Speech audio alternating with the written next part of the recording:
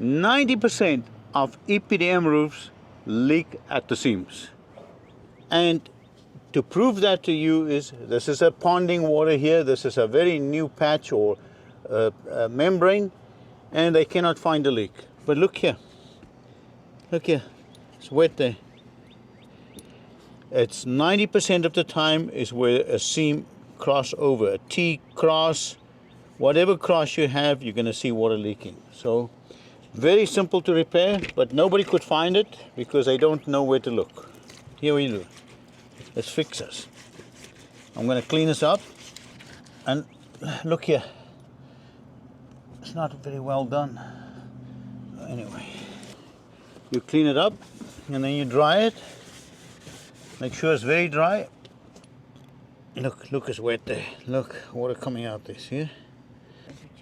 When you check for leaks, always check at T-joints for EPDM roof. Any joint like this, most likely that's where the water leaks in. Paint that over the seam, over that cross joint, and you're done. You put your fleece, polyester fleece,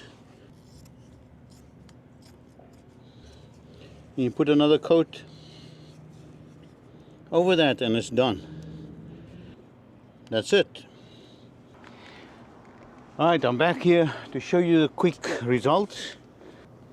So you can see, you can barely see the overlapping seams.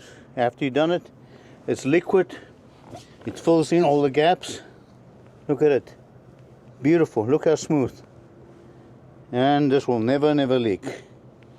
This is how you repair EPDM seams, rubber roof, whatever it is.